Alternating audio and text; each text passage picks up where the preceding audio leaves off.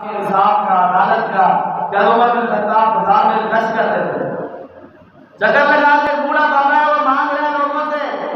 خراج مانگ رہا ہے، چندہ مانگ رہا ہے، کبھی ایک سے کبھی دوسرے سے، بوڑھا بابا ہے۔ عمر بن خطاب کے ساتھ بھی بندے تھے،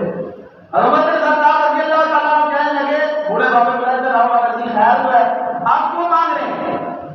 اپنے دوستوں کو کہنے لگے عمر رضی اللہ تعالیٰ عنہ کہ ہمیں کوئی ایسی گنجائش نہیں چھوڑی کسی کو مانگنے کی ضرورت پڑے، حکومت کا نظام ایسا بنایا ہے کسی کو کسی سے مانگنے کی ضرورت ہی نہیں بچتی ہے،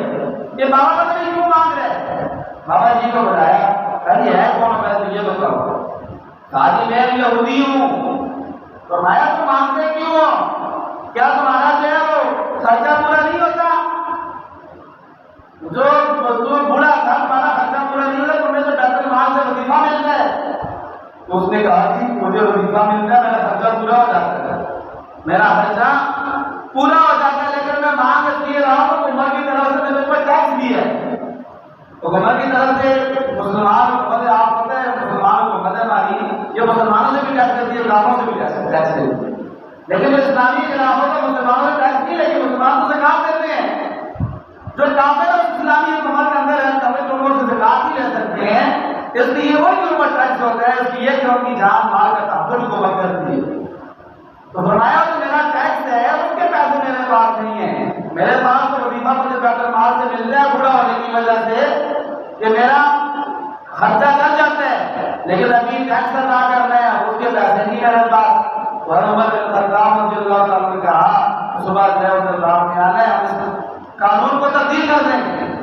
قانون یہ بتا دیں گے کہ آئندہ جس غیر مسلم کے کمانے کی صلاحیت ہوگی اس کو ٹیکس دیا جائے گا، اور جو کما نہیں سکتا ہے کسی وجہ سے بھی معذور ہے بوڑھا ہے کسی وجہ سے کما نہیں سکتا ہے اس کا ٹیکس معاف کر دیا جائے گا،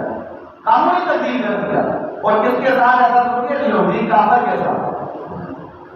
کس کے ساتھ؟ یہودی کا چونکہ جو حکومت کے اندر رہتی ہیں چاہے مسلمان ہو چاہے کافر ہو، حکومت کی ذمہ داری ہے ان کا خیال کرنا، ان کا خیال کرنا کس کی ذمہ داری ہے؟ حکومت کی ذمہ داری ہے، ہماری طرح نہیں ہے۔ ٹیکس ہر چیز پر ٹیکس دیتے ہیں، سر سے لے کر پاؤں تک جو آپ نے چیزیں پہنتے ہیں نا ہر چیز پر ٹیکس، مالش کی تیلی پر بھی ٹیکس دیتے ہیں، سگریٹ پر بھی ٹیکس دیتے ہیں، ہر چیز پر ٹیکس ہے، لیکن سہولت کیا ہے وہ سب آپ کے سامنے ہر کوئی چھپڑ بنے ہوئے، یہ چھپڑ صاف کرنا لوگوں کا کام نہیں ہے، گلیاں صاف کرنا لوگوں کا کام نہیں ہے، یہ حکومت کا کام ہے، حکومت یہ کر سکتی ہے، ہمارے پاس نہیں ہے سارے چھپڑ ختم کرنا اور ساری گلیاں صاف کرنا سارے گٹر صاف کرنا، یہ حکومت کی ذمہ داری ہے، حکومت نے ٹیکس